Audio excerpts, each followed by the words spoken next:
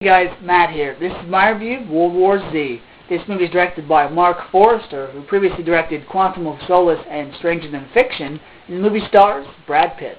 When I first heard they were making a World War Z movie, I had known about the book, but I never read it. So I figured, okay, this will be interesting. And then I saw the trailer for it, and I saw the way the zombies were depicted, and I got kind of worried, because I thought it looked like the movie 2012, just with the undead. So I was like, I'm going to hold off on that. Well, I finally saw the movie, and it was actually enjoyable. The plot of the movie is Brad Pitt plays Jerry Lane, an ex-UN officer who's spending a normal day with his family. But when they decide to visit the city, panic breaks out. People start running and screaming, and Jerry Lane and his family find out firsthand that there's a zombie-like outbreak. And so once his family is brought to safety, they figure out that a good portion of the world is overrun by zombies. So it's Lane's job to find patient zero, find out where the virus originated so they can create a vaccine to fix it. Well, with a task like that, you know it's not going to be easy. And it wasn't. The acting in this movie.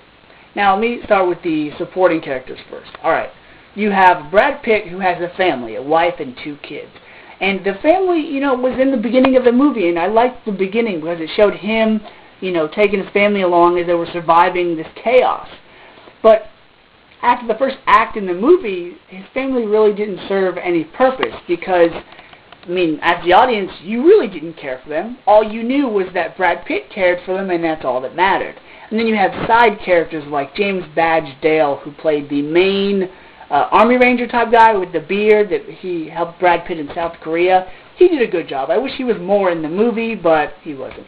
And then you have David Morse, who played a CIA agent, or ex-CIA agent, I'm not sure. But he really helped inform Brad Pitt of, hey, this is what the world's come to, and this is what North Korea did to prepare for something like this, which was pretty clever, but his scene was really short. And then you have this girl, I don't know her name, but she played an army girl that assists Brad Pitt in the second and third acts of the movie. She did a good job. She didn't say a whole lot, but I liked how her character was there with Brad Pitt. I liked how it wasn't just him by himself. Now Brad Pitt, the main character of the movie, his acting was pretty solid. I liked how he wasn't portrayed as a badass with a particular set of skills, like Liam Neeson was in Taken. I liked how Brad Pitt played a normal guy. Sure, he had experience under his belt, and he'd been in the field before, but I liked how there were scenes where if he wasn't preparing to encounter zombies by wrapping his arms and legs in protective stuff, I liked how there were parts where panic broke out and his only choice was to run. I liked how he wasn't a MacGyver-type character that was like, oh, okay, I've fought zombies before, I'll take care of this. I liked how he did get scared. He did love his family. He did get sad. He did get injured. I liked how he was a human being.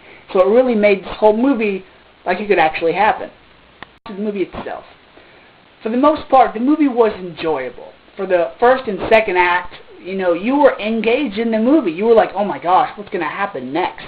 But when the third act comes along, you're kind of like, whoa, this pace slowed down a whole lot. This doesn't even seem like the same movie. Because it goes from World War Z, oh my gosh, zombies are attacking, what are they going to do, to, okay, I know why it's called World War Z. Because it stands for World War...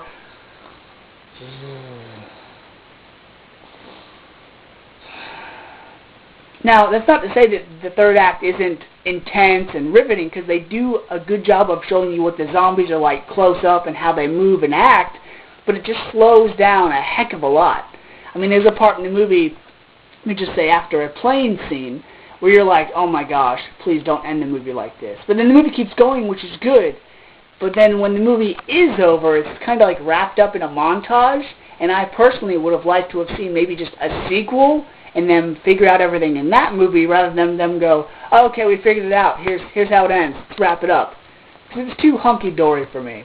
In this movie was they did a lot of repetitive things, and when I say that I mean just when you think everything's under control and calm and taken care of, oh, the crap hits the fan.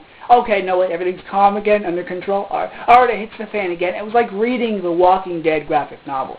Now, that's okay, though, because it made the movie realistic. I'm just glad it wasn't the movie set in one secure location for the whole time, because it would have been boring and less action-packed. So because this movie had some pretty cool-looking zombies, it had some intense jump scares, and it had just some cool, emotional, realistic parts, I'm going to give World War Z a C+. Whether you're a fan of the original Dawn of the Dead or more modern classics such as 28 Days Later, check this movie out. I think you'll enjoy it. So until next time, guys, see ya.